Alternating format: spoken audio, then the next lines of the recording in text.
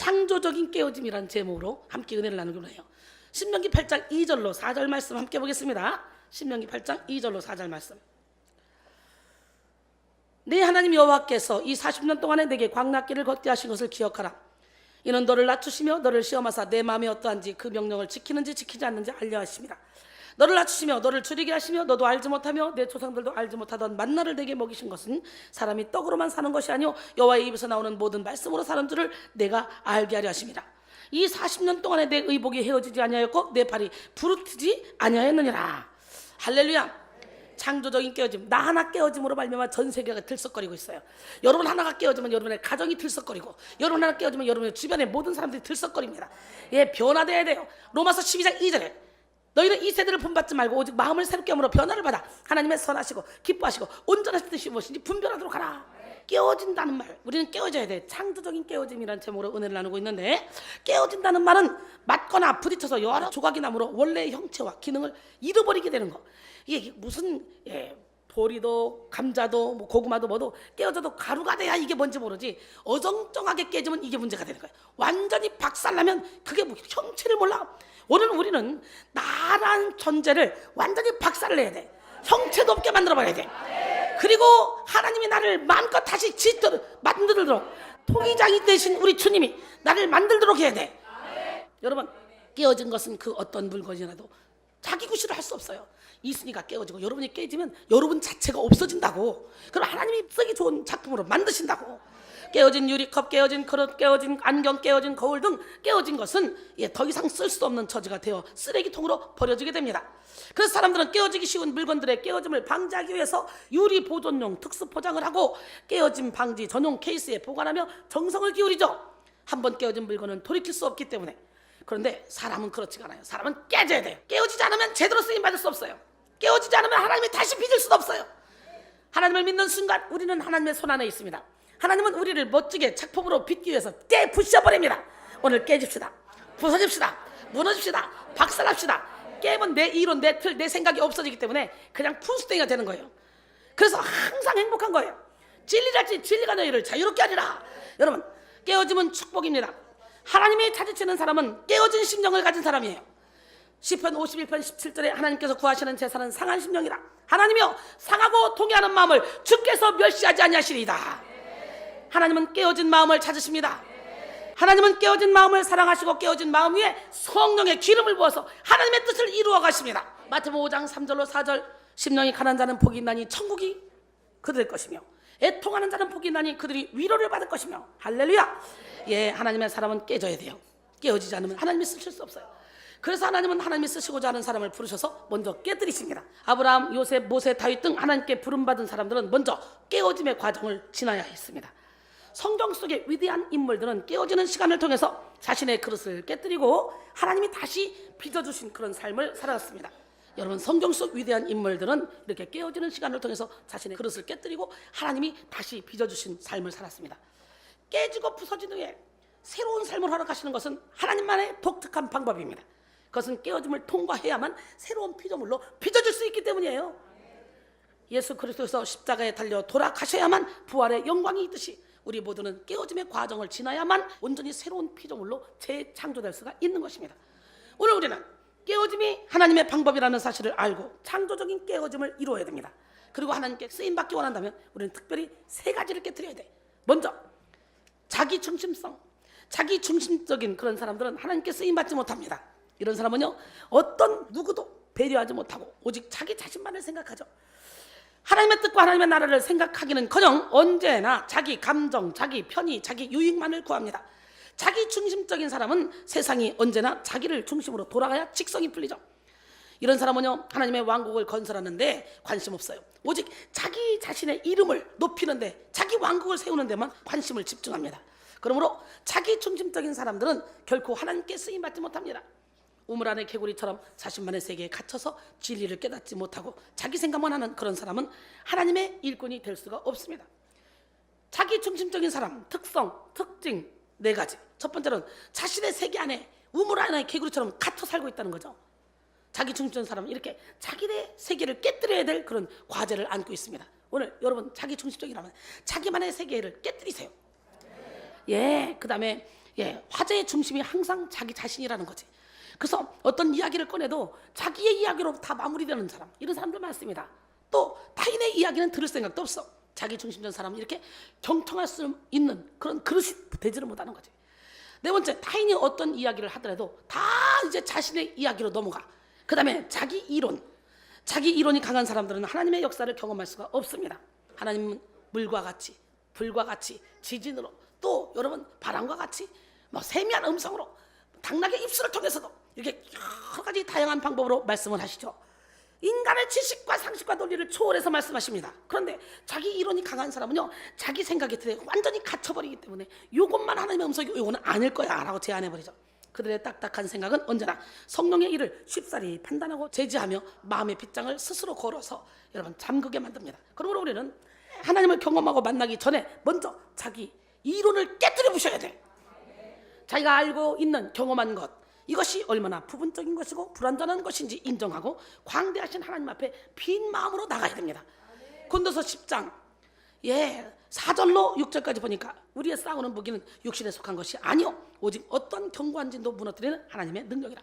모든 이론을 무너뜨리며 하나님을 아는 것을 대적하여 높아진 것을 다 무너뜨리고 모든 생각을 사로잡아 그리스도에게 복종하게 하니. 할렐루야. 너희의 복종이 온전하게 될 때에 모든 복종하지 않은 것을 벌하려고 준비하는 중에 있노라 그랬어요. 그 다음에 자기 교만이 깨어지지 않은 사람은 성령의 능력을 의지할 수 없습니다. 교만한 사람은 하나님이 가장 싫어하죠. 교만은 패망의 선봉이요 거만한 마음은 넘어짐의 앞잡이라 그랬잖아요. 교만, 모든 죄는 교만에서부터 파송된다고 그러잖아요. 이렇게 교만은요 무시무시한. 그래서 많은 사람들이 교만하면서 본인이 교만한 줄 몰라. 교만은 자기도 모르게 태어나면서 가지고 태어나서 죽기 직전까지 교만은 끝까지 끌고 간다는 거예요. 일자 무식쟁이도 교만합니다. 오늘 시간에 예수로 교만을 몰아내기를 원합니다. 교만한 사람은 자기 능력과 힘을 의지해서 인간적인 방법을 취합니다. 그리고 자기 인생의 주인이 자기 자신이라고 생각해서 늘 자기 뜻대로 움직이죠. 그러나 언제나 영광은 자신의 것으로 취하고 잘 안 된 부분에 대해서는 남 탓을 하거나 환경 탓을 하는 이런 교만한 사람이 되어서는 안 됩니다. 우리는 교만한 사람에게는 자기를 볼 수 있는 눈이 열려 있지 않기 때문이에요. 그래서 우리 눈에 들보를 봐야지 남의 눈에 티를 빼기 전에. 이 시간 여러분 모두가 자기 중심성, 자기 이론, 자기 교만을 깨뜨리고 고운 가루와 같은 심령으로 하나님 앞에 나가서 멋진 그릇으로 걸작품으로 빚어져서 쓰임받기를 원합니다. 자기를 깨뜨린 사람은 인생의 주권을 하나님께 드리고 순종의 삶을 살아갑니다. 그러나 깨지지 못한 사람은 자기의 생각과 자기 욕심을 들먹이며 자기 공로를 내세웁니다. 그러나 깨어진 사람은 어때요? 깨어짐의 은혜를 전적으로 인정하며 하나님의 뜻에 순종하는 삶을 살게 됩니다. 그렇게 깨어진 사람은 어떤 환경을 만나도 하나님의 섭리를 믿으며 범사에 감사하며 살아갑니다. 하지만 깨어지지 않은 사람은 자기 틀에 맞지 않는 그런 상황이 오죠. 그러면 곧바로 불평하고 원망하면서 부정적인 자세를 취합니다. 깨어진 사람, 그 사람은 누구를 만나도 화평을 이룹니다. 시편 37편 7절로 8절 여호와 앞에 잠잠하고 참고 기다리라. 자기 길이 형통하며 악한 꾀를 이루는 자 때문에 불평하지 말지어다. 분을 그치고 노를 버리며 불평하지 말라. 오히려 악을 만들 뿐이라 그랬어요. 할렐루야. 여러분, 고운 가루는요 어디에도 잘 섞입니다. 깨어진 사람은 모난 사람, 거친 사람, 연약한 사람, 민감한 사람 등등 그 어떤 사람을 만나도 그 사람 입장에 서서 얼마든지 배려하며 온유하고 따뜻하게 그 사람을 품을 수가 있습니다. 깨어집시다. 히브리서 12장 14절에 보니까 모든 사람과 더불어 화평함과 거룩함을 따르라. 이것이 없이는 아무도 주를 보지 못하리라 그랬어요. 그러기에 그 어떤 한 사람이라도 상대하기 어렵고 힘들다, 이해하기 쉽지 않다. 그렇다면 여러분은 아직 덜 깨졌기 때문에 그래요. 깨어져봐. 다 이해가 돼. 다 용서가 돼. 예수님 막 가늠하다 붙잡혀있는 여인까지도 나도 너를 정죄하지 않는다. 사랑의 차원에 서서. 할렐루야. 우리 이런 마음이 있어야 돼요. 여러분에게. 조금 깨어져 금이가 오래되어서 낡아진 약간 못생긴 그런 물 항아리가 있었습니다. 그 항아리의 주인은 그런데요, 다른 온전한 항아리들과 함께 그 깨어진 항아리를 항상 데려다가 물을 길어 왔어요. 그 항아리를 항상 지고 가서 물을 길어. 아니, 깨어진 항아리 물 새는데 그 항아리는 항상 미안했습니다. 아니, 나같이 깨어지고 온전하지 못하고 물이 새는데 만약에 100을 갖고 오면 오는 길에 20, 30은 다 없어져서 이제 40밖에 안 남는데 5, 60밖에 안 남는데 이 깨어진 물 항아리를 왜 이렇게 아낄까 이 주인이? 궁금해 죽겠는 거예요. 자기가 쓰임받는 것이. 그래서 이게 뭐지? 내가 주님께 온전치 못한 항아리가 돼가지고 주님께 폐를 끼치는구나. 그토록 힘들게 귀한 물을 담았는데 나로 인해 새어버리는데 나를 버리지도 않고 이렇게 써주시니 참. 그래서 어느 날 마음에 큰 용기를 내어서 깨어진 항아리가 주인께 물었습니다. 주인님, 어째서 깨어진 나를 버리고 새로운 온전한 그런 항아리를 구하지 않고 아무 쓸모도 없는 저를 이렇게 귀하게 여기시고 사용하십니까? 그때 주인은 아무 말 안 합니다. 씩 웃습니다. 그리고 그 항아리를 등에 지고 집으로 계속 걸어갑니다. 근데 걸어가던 중에 산길을 가는데 깨어진 항아리에게 주인이 말합니다. 야, 여기 뭐 있니? 와, 그 길가에는 이름을 알 수 없는 아주 예쁜 꽃들이 여기저기 막 흩어져 피어 있었습니다. 주인님, 너무 예쁜 꽃이네요. 근데 이렇게 산골 길가에 척박한 땅에 어떻게 이런 예쁜 꽃들이 피어날 수 있었죠? 그때 주인이 빙그레 웃었습니다. 메마른 산 길가에 너의 깨어진 틈으로 새어나온 이 물을 먹고 자란 꽃들이란다. 할렐루야. 깨어진 사람은 하나님 앞에서 절대적인 순종의 삶을 살고 이웃을 향해서는 절대적인 사랑의 삶을 살아갑니다. 순종과 사랑이 깨어짐의 표지인 것입니다. 우리가 깨지고 부서지면 손해보는 것 같지만 결국은 내가 깨지고 부서짐으로 말미암아 내가 하나님의 미랄 되어 죽어짐으로 말미암아 많은 사람이 열매를 맺게 되는 것. 할렐루야. 여러분, 순종과 사랑이 깨어짐의 표지입니다. 그런데 문제는 사람들이요, 웬만해서는 쉽게 깨어지지 않는다는 거예요. 사람마다 다 완고한 고집을 갖고 있어요. 그래서 웬만한 충격에는 잘 깨지지 않습니다. 그래서 고든 맥도날드는 깨어지기 힘든 인생이 깨어지는 순간을 4가지로 정리했습니다. 첫 번째, 위기. 뭐라고? 사람은요, 자신이 통제할 수 없는 그런 위기 사건을 만나면 깨어지기 쉽습니다. 깨어지게 돼요. 내 힘으로 어쩔 수 없다 생각할 때 두 손 들더라고. 미국 남침례교 신학자인 레리 엘 맥스웨이는 교회 안에서의 위기관리 사역이라는 책에서 인간이 당할 수 있는 위기의 종류를 설명했는데요. 먼저 신체적인 위기, 둘째 자아의 위기. 이 자아의 위기가 뭡니까? 존재의식에 대한 위협이나 상실을 느낄 때. 그 다음에 인간관계의 위기.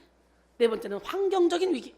이어서 가장 위험한 위기를 설명했는데 그것은 영적인 위기. 무슨 위기? 지금 영적인 위기 때문에 여기 오셔서 고침받고 멋진 작품이 된 사람들 많잖아요. 인간은 너도 나도 할 것 없이 회칠한 무덤을 제끼면 다 환자입니다. 그 안에 죽은 사람의 뼈 모든 더러운 것이 다 올라와요. 건강해 보이지만 멀쩡해 보이지만 자기 틀이 세고 자기 생각이 많고 남의 말에 귀를 기울이지 않고 자기 이론으로 막 자기가 맞다고 막 무대뽀로 달리는 사람 싹 다 환자들입니다. 깨져야 돼요. 부서져야 돼요. 예수의 마음을 품어야 돼요. 여러분, 하나님과 관계가 소홀하게 되어서 단절되어 갈 때 이 모든 것이 무너지고 위험해집니다.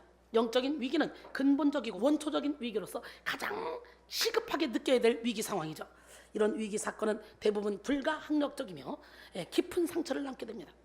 보통 자신이 가장 사랑했던 것으로부터 가장 상처를 입게 되죠. 정신과 전문 의사 에릭 랜드맨 박사는 위기를 당한 사람들을 조사해봤는데요. 사업에 실패하거나 병이 들고 사회적으로 어려움을 당한 사람들과 위기를 당했던 사람들의 조사한 결과 85%가 위기가 축복이 되었다는 그런 결론을 얻게 됐다는 거예요. 할렐루야. 고난이 유익이라는 거예요. 위기를 당하면 사람들은 위기를 극복하기 위해서 나쁜 습관을 고치고 가정의 분위기를 바로잡고 신앙생활을 더욱더 철저히 하며 시간과 물질을 전략했다는 거죠. 그 결과 인생이 새롭게 변화되거나 발전하고 그 고난을 통해서 성장했다는 것입니다. 17세기 영국의 신학자 토마스 아담스는 그대에게 시련을 주는 것은 무엇이나 그대의 유익으로 계산하라 말했습니다. 할렐루야. 두 번째로, 깨어지기 힘든 인생이 깨어지는 순간은 경이입니다. 경이롭다 그러죠. 경이는 설명할 수 없는 놀라운 느낌입니다. 이야, 처음에 나야가라 폭포 앞에 갔는데 경이롭더라고요. 우와. 근데 세상의 것은 아무리 아름다워도 한 번 보고 두 번 보고 세 번 보다니까 이제는 동네 개울 우물 같아요. 전혀 놀랍지 않아요. 그래서 이제는 캐나다 가도 나야가라 폭포 잘 안 갑니다. 별로 재미가 없더라고요.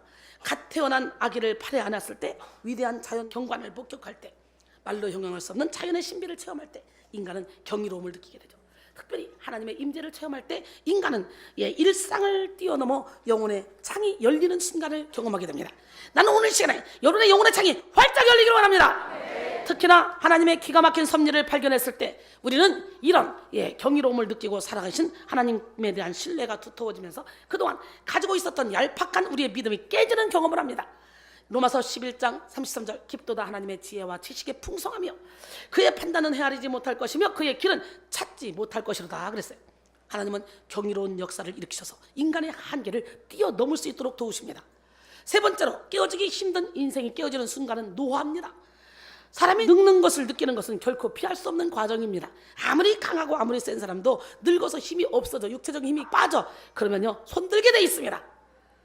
여러분, 육체의 힘과 아름다움이 사라지고 죽음을 구체적으로 느끼게 되며 부정적인 생각과 감정을 다스리기가 힘들어지는 그런 시기를 말하죠. 노화는. 사람들은 노화를 경험하면서 죽음의 문턱을 느끼게 되고 깨어짐의 감각을 개발하게 됩니다. 그 다음에 네 번째로 깨어지기 힘든 인생이 깨어지는 순간은 바로 뭐냐? 영성 훈련입니다. 우리는 영성 훈련을 통해 깨져야 돼요. 위기 때문에 깨지고 경이로움 때문에 깨지고 또 노화 때문에 깨지고 이거보다는 영성 훈련을 통해 박살 나야 돼. 할렐루야. 위기나 경이 노하는 사람들이 원하든 원하지 않든 누구에게나 찾아오는 것이지만 영성 훈련은 하나님이 사랑하심으로 택하신 그런 자들에게 허락된 특별한 권리이자 의무입니다. 하나님은 특별히 사랑하심으로 자녀 삼으신 사람들을 내버려 두지 않으시고 영성 훈련을 시키십니다. 그리고 하나님의 완벽한 마스터 플랜 안에서 영성 훈련 코스를 예비하시고 모든 과정을 통과하게 하심으로 깨어짐의 은혜를 맛보게 하십니다. 오늘 본문은 이제 곧 약속의 땅 가나안에 들어가게 될 출애굽 2세대를 위해 모세의 고별 설교가 담겨있는 그런 신명기서죠. 모세는 신명기서를 통해 하나님이 허락하신 광야 생활 40년을 요약하고 가나안 땅에 들어가서 지켜야 될 그런 율법을 재강조함으로 그의 여생을 마무리했습니다. 특별히 모세는 오늘 본문을 통해 깨어짐의 장소로서의 이 광야를 소개하고 있죠. 하나님은 특별히 사랑하셔서 선택하신 이스라엘 백성들에게 광야의 영성 훈련을 광야에서 허락하셨어요. 여러분, 지금 여러분의 광야에 있지 않습니까? 애굽에서 탈출하여 교회로 왔습니다. 여기 광야입니다. 여기서 우리는 참된 안식에 들어가기 위해서 깨져야 되는 거예요. 깨지기만 하면 우리는 여기서도 천국을 누리고 가나안 땅이 참된 안식이 여러분에게 있어질 줄 믿습니다. 부서집시다. 깨집시다. 무너집시다. 할렐루야. 우리 하나님은 살아계십니다. 하나님은 특별히 사랑하셔서 선택한 이스라엘 백성에게 이렇게 광야의 영성 훈련을 허락하셨고 광야를 통한 창조적인 깨어짐의 기회를 선사하셨습니다. 하나님은 광야에서 40년 동안 이스라엘 백성들을 훈련시켰는데요. 어떤 훈련시켰습니까? 반복된 배고픔의 훈련, 목마름의 훈련, 외로움의 훈련을 시키셨고 하나님의 명령을 지키는 훈련, 그리고 자기를 내려놓는 훈련, 만나를 먹는 훈련, 하나님이 보호하심을 깨닫는 훈련. 할렐루야. 한마디로 광야는 육이 깨어지고 영이 살아나는 곳입니다. 광야는 육체적인 건강함도 물질의 풍요로움도 또 탁월한 지적 능력도 통용되지 않는 곳입니다. 전혀 육적인 힘이 적용되지 못하는 것. 광야는 오직 하나님만이 도우실 수 있는, 하나님의 도우심만을 절대로 의지해야 되는 그런 곳입니다. 광야는 복잡한 육을 내려놓고 영으로 하나님을 만나는 공간입니다. 광야에서 이루어진 창조적인 깨어짐, 자아의 깨짐은 순종의 문을 엽니다. 오늘 본문 신명기 8장 2절로 내 하나님 여호와께서 이 40년 동안 내게 광야길을 걷게 하신 것을 기억하라. 이는 너를 낮추시며 너를 시험하사 내 마음이 어떠한지 그 명령을 지키는지 지키지 않는지 알려라 하십니다. 할렐루야. 광야에서 이스라엘 백성들은 지속적으로 자아의 깨어짐에 대한 훈련을 받았습니다. 그들은 출애굽하기 전 430년간 애굽의 종살이를 하면서 노예 근성에 아예 물들어 있었던 사람이에요. 노예 근성에 물들은 그들의 자아는 하나님을 찾고 의지하고자 하기보다는 두려움에 이끌린 반항심과 대적하며 불평하는 마음에 익숙해져 있어요. 노예의식에 아주 사로잡혀 있었어요. 몸은 출애굽이 되는데 마음은 노예의식에 사로잡혀 있었다는 거죠. 하나님은 그런 이스라엘 백성들의 자아를 깨뜨리기 위해서 광야의 길을 걷게 하신 거죠. 오늘 여러분이 깨지면 광야 끝납니다. 천국은 여기 있다 저기 있다가 아니라 여러분의 마음속에 있고, 천국은 먹고 마시는 것이 아니라 오직 성령 안에서 의와 평강과 희락입니다. 제가 이 땅에서 천국을 누리고 있잖아요. 광야길을 걷는 동안 하나님은 반복적으로 기적을 베푸신 이후에 다른 한계 상황을 허락하심으로 하나님 앞에 순종하는지 아닌지 체크하셨습니다. 그중 대표적인 훈련이 마라의 쓴물 훈련이잖아요. 일부러 홍해를 건너게 하신 우리 하나님이 이제 3일 동안 밤낮으로 걸었는데 물이 없어. 광야길을 갔는데 물이 있는데 우와 마셨더니 배가 아팠어. 물이. 거기서 또 불평하고 원망할 때 모세는, 이스라엘 백성들은 불평하는데 모세는 기도했더니 나뭇가지를 집어 던졌더니 단물이 됐잖아요. 근데 이들이요 거기서 훈련에 통과했습니까? 못했습니까? 통과 못했어요. 우리도 하나님이 엘림의 축복을 딱 남겨놓고 우리에게 이 광야 마라의 쓴물 앞에 딱 갖다 놓고 순종 하나하나 보는데 여기서 사람들이 많이 넘어지더라고. 오늘 우리 하나님, 멋쟁이 하나님, 기적의 하나님은 결코 우리를 망하게 하시지 않습니다. 도적이는 건 도적질하고 죽이고 멸망시키는 것뿐이요 인자가 온 것은 양으로 생명을 얻게 하고 더 풍성히 얻게 하려 함이라 그랬잖아요. 할렐루야. 출애굽기 15장 26절에 거기서 훈련을 시킵니다. 뭐라고 훈련시키냐? 너희가 너희 하나님 나 여호와의 말을 들어 순종하고 내가 보기에 의를 행하며 내 계명에 귀를 기울이며 내 모든 규례를 지키면 내가 애굽 사람이 내린 모든 질병 중 하나도 너에게 내리지 아니하리니 나는 너희를 치료하는 여호와니라. 말의 쓴물을 단물로 바꿔놓고 거기서 훈련을 시키십니다. 여러분, 우리 하나님 사랑이십니다. 인간에게는 저마다 자아의 그릇이 있습니다. 자아의 그릇은 자신의 가치관, 자신의 색깔, 자신의 존재감을 담고 있는데요, 원래 자아는 죄에 물들어 있고 본능적으로 움직이는 성향이 있기 때문에 이 그릇이 완벽하게 깨뜨려지지 않으면 우리는 죄가 끌고 다니는 삶을 살아갈 수밖에 없어요. 우리는 우리 안에 허락된 자아를 깨뜨리고 순종의 문을 활짝 열어야 돼요. 하나님은 순종하는 자에게 엘림의 축복을 허락하시고 완전한 복을 주십니다. 출애굽기 15장 27절에 그들이 엘림에 이르니 거기에 물샘 열둘과 종려나무 70그루가 있는지라. 거기서 그들이 그 물 곁에 장막을 치니라. 예, 거기서 얼마 안 가서 엘림이 있는데 하나님이 일부러 마라를 거치게 한 거야. 여기서 불평하지 않았으면 그냥 싹 엘림으로 갔을 텐데 불평하는 바람에 거기서 시간이 지체됐고 고통스러웠지. 여러분, 또 육에 깨어지면 영의 문을 엽니다. 뭐라고요? 너를 낮추시며 너를 줄이게 하시며 또 너도 알지 못하며 내 조상들도 알지 못하던 만나를 내게 먹이신 것은 사람이 떡으로만 사는 것이 아니오 여호와의 입에서 나오는 모든 말씀으로 사는 줄을 내가 알게 하려 하심이라 그랬어요. 할렐루야. 하나님은 광야에서 이스라엘 백성의 육이 깨어지도록 인도하셨습니다. 먹고 사는 문제를 하나님께 맡기고 초월하라고 가르치셨습니다.